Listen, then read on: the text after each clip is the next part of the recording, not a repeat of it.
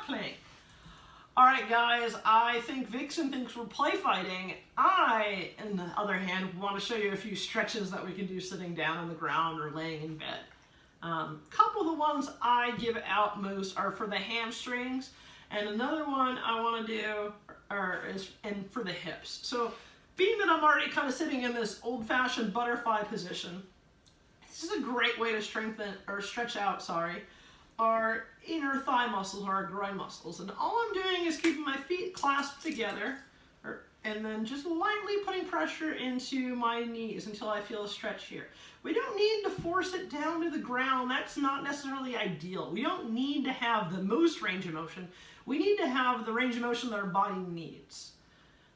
And if you find that you're like super flexible and you're like, gosh, I never feel the stretch, sometimes that actually means you're weak and we need to strengthen you up rather than continue to push on the stretch when we already have a lot of range of motion. All right, so that was my little tangent in stretching, but we have the groin stretch here. We can go 30 seconds a couple times there. Rolling onto our back, make sure I don't hit my head on the wall here. Keeping our feet and knees together and keeping our back down. Just gently rocking our knees side to side is a great low body stretch. This could be a great warm yourself up before you get out of bed if you kind of wake up every day with a stiff back. I like to have people go back and forth about 10 times. All right. From that, we can also hug our knees into our chest. This is another great low back stretch. And this one we'd want to hold for 30 seconds. And if you've ever taken a yoga class, it's okay to kind of rock and roll side to side, kind of massage that low back, as long as it feels comfortable to you. If it's painful, not worth it. Stretches shouldn't be painful. The only time maybe it should be a little painful is if it's post-surgical and you're kind of stuck in a position and you need to really kind of break up some scar tissue. But that is not very often.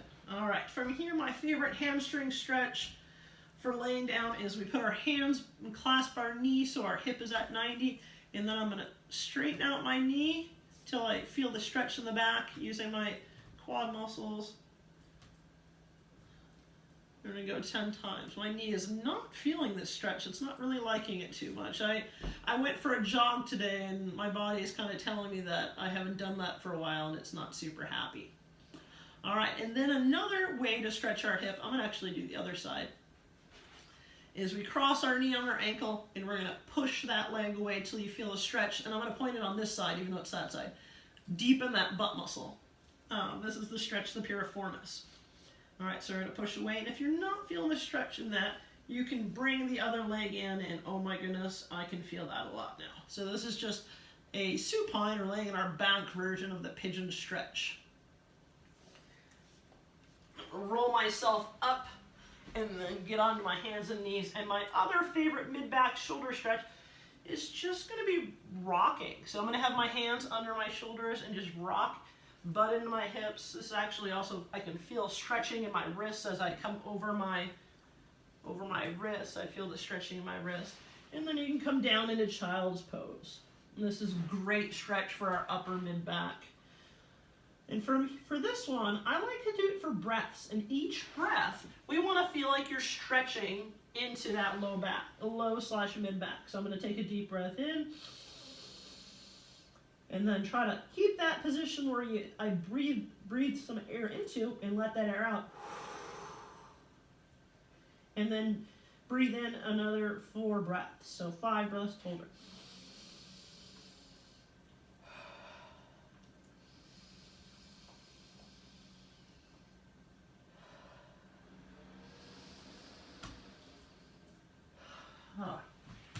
Breathing is actually one of my favorite things to do, and the more I breathe, and obviously it keeps us alive, but it's a great way to down-regulate the body and help decrease stress, as well as bring in the requisite oxygen that we need to recover from things. And that's what exercise and everything in life really is about. It's about recovery, getting back up and moving through things. And sometimes the things are a little bit more difficult than we imagined, and I don't know, that's kind of what it seems like right now.